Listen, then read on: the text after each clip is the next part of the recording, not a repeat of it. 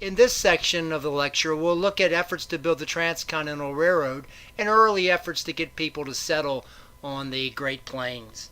After the Civil War, it was obviously critical to resolve the problems of the Native Americans on the Great Plains because America wanted to settle the region and thus tie California and the far west to the rest of the United States. The first regular connection between the U.S. and the far west was the Pony Express before the Civil War. In 1861, the first telegraph wires extended to San Francisco. The Civil War slowed momentum, as did debates over the possible route of a transcontinental railroad, but in 1862, President Lincoln signed the Pacific Railway Act, authorizing a transcontinental railroad financed by U.S. bonds and sold by the mileage of the tracks laid. After the Civil War, the U.S. government encouraged railroad development westward with land grants and right-of-ways. A railroad company could get anywhere from a 20 to an 80-mile wide strip of land if they developed a westward interstate route. States also granted subsidies. In general, in America, the total mileage of railroads grew from 35,000 to 200,000 miles from 1865 to 1900. By 1910, the U.S. had a third of all the railroad tracks in the world. In any event, Lincoln's Pacific Railway Act authorized the Central Pacific Railroad Company to work eastward from Sacramento, and the Union Pacific Railroad Company to work westward from Omaha, ultimately to meet up as the first transcontinental line. The Central Pacific had the harder task at the outset. It immediately ran into the Sierra Nevada mountains, which took the company 2 years to cross. Led by Leland Stanford, an early industrialist for whom Stanford University is named, the Central Pacific used large numbers of Chinese immigrants in its construction. The over 12,000 Chinese immigrants were considered hard workers who could be paid less. The Chinese comprised about 3/4 of the Central Pacific workforce. The tremendous influx of Chinese led to harsh discriminatory actions in several of California's cities, and there was also some racial violence that broke out.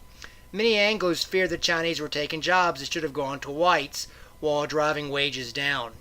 In 1882, Congress eventually passed the Chinese Exclusion Act, which prohibited the immigration of Chinese laborers. Any potential Chinese immigrant had to get certification that they would not be laborers, which of course was difficult to prove. The result virtually halted legal Chinese immigration. The law's proponents claimed that the Chinese endangered the good order of localities in the state.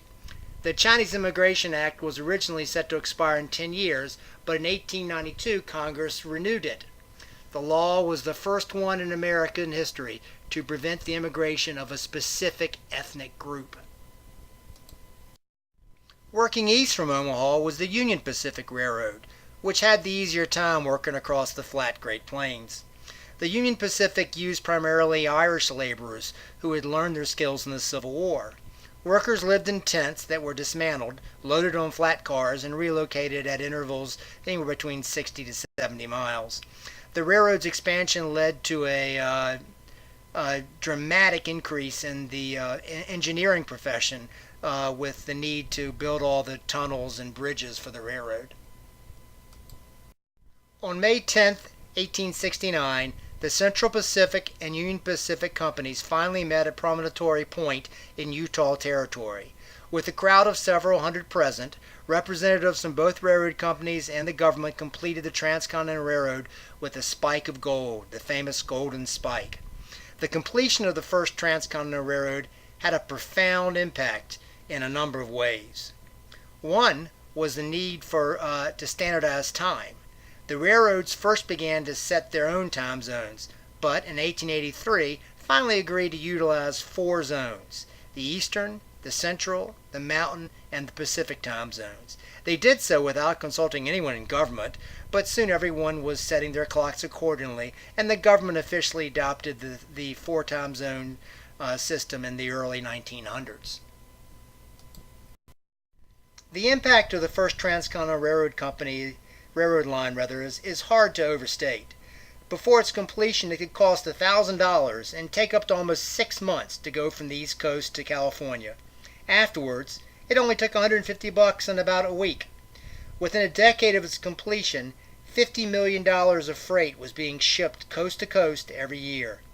Immediately after its completion, branch lines began to grow from the Transcontinental route, and soon several other transcontinental routes developed.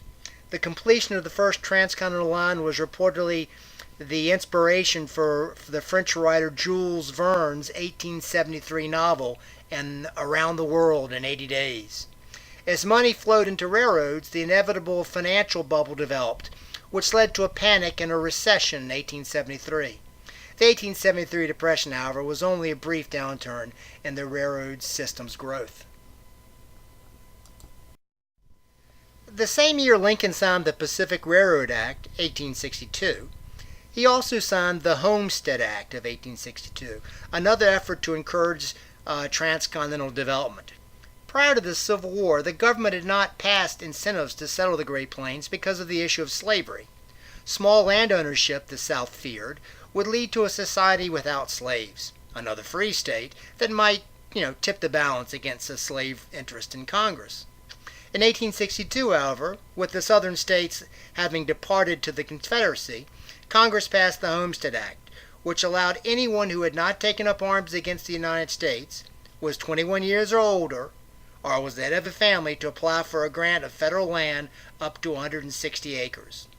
All the recipients had to do was settle on the land and farm it for at least 5 years. These provisions were obviously intended to discourage large speculators. After they had proved that they had complied, they received title to the land for only a small registration fee. Title could also be acquired with a 6-month residency, more trivial land improvements, and a charge of $1.25 per acre.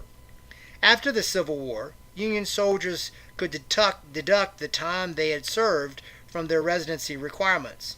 For the first several years after the Civil War, there was a continuing perception that the Great Plains were inhospitable, and that kind of kept the number of farmers relatively limited.